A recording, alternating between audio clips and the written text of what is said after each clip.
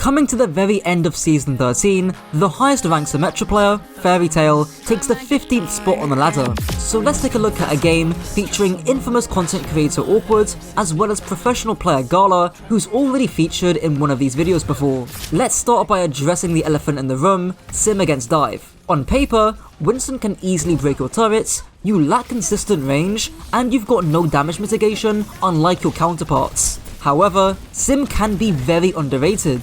Basically, you want to apply my S.P.A.R framework, which just so had connotations to boxing. Not the shitty kind though. The S is for scouting, and this is where your turrets come in. You can already see that Fairy Tail has put his turrets to mark different flanks, and each turret is hidden behind cover, making it inconvenient to destroy. The second step is to prevent the dive, mainly by poking from different angles that you can reach with your teleporter. Now you might think Sym orbs aren't good, but the hitbox on them is surprisingly large. My crosshair is nowhere near the enemy Genji, but the orb still hits. Considering they've got no fall off too, unlike some heroes, you shouldn't sleep on them.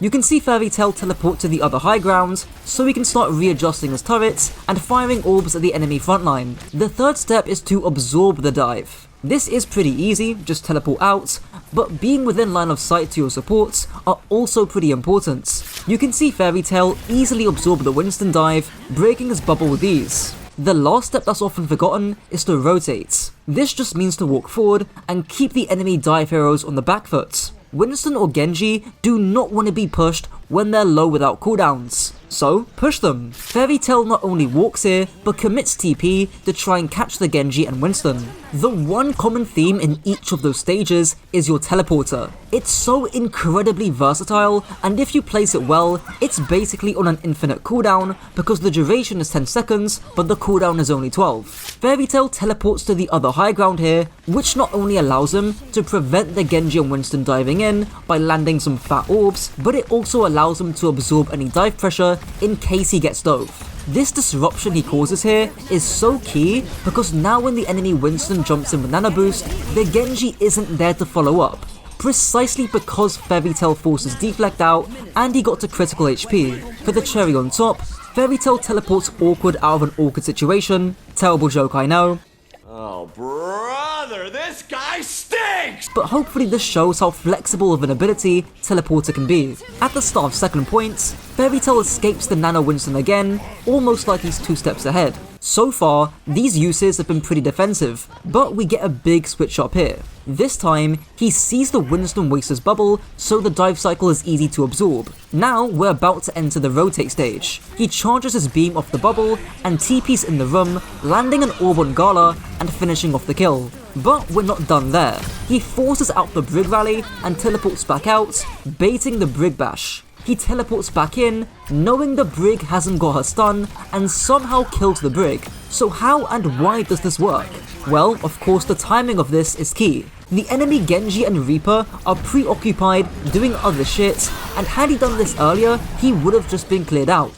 The TP also provides 2 instantaneous angles of damage, meaning that regardless of where Fairy Tail is at, he can time his teleports when his orbs are just about to hit the Brig. Because the Brig can only shield off one direction of damage at a time, this basically guarantees that she takes at least some of the damage herself. It's kinda like spit roasting, since you're getting fucked in 2 different directions simultaneously. Huh?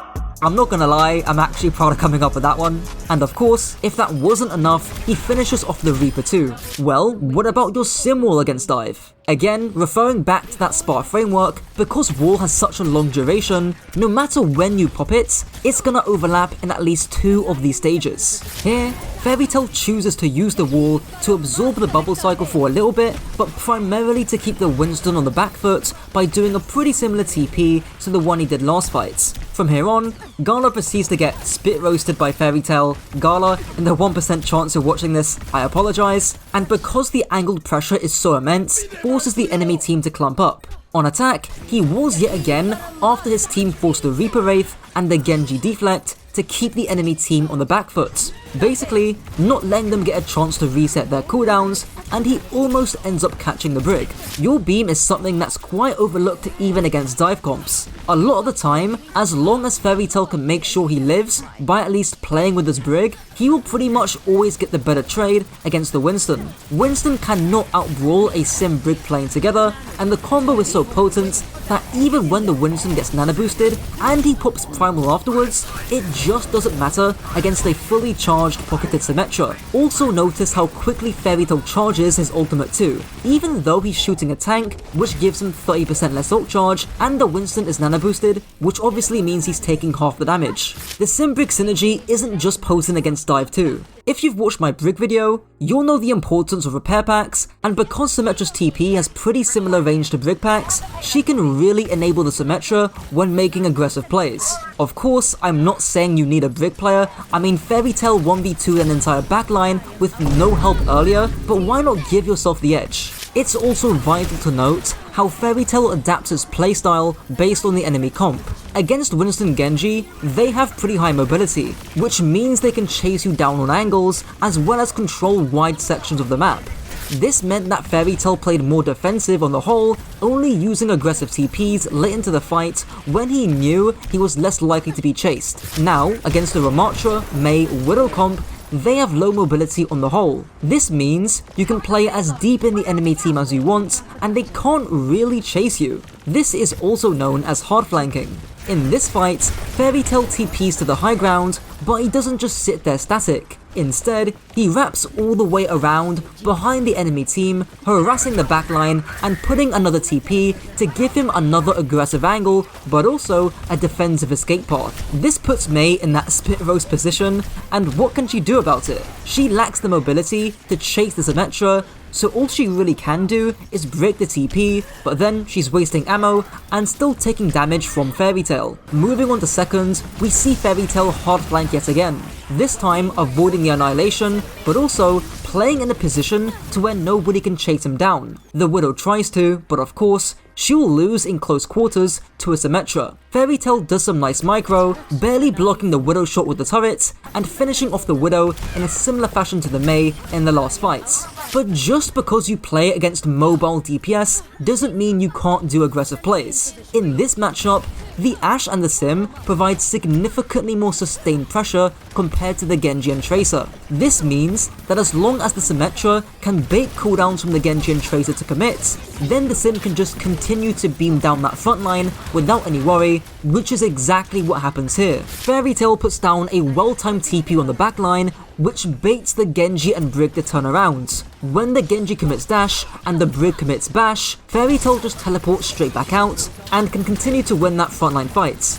Just look at the Genji's POV, doing precisely fuck all while his Zarya is getting ran over. Also, side note, time, if you're watching this, I need an explanation for this horrendous blink usage out in open space. You might need to start practicing what you preach, because I'm pretty sure I last longer in bed than you do in a team fight. We see another bait here by Fairy Tail, who tries to TP out his Brig, but unfortunately he still gets caught. Despite this, the Zarya and the Genji chase the Sym so far that they end up getting baited in the orbital ray, where the Genji gets caught and the entire enemy team are forced to back out.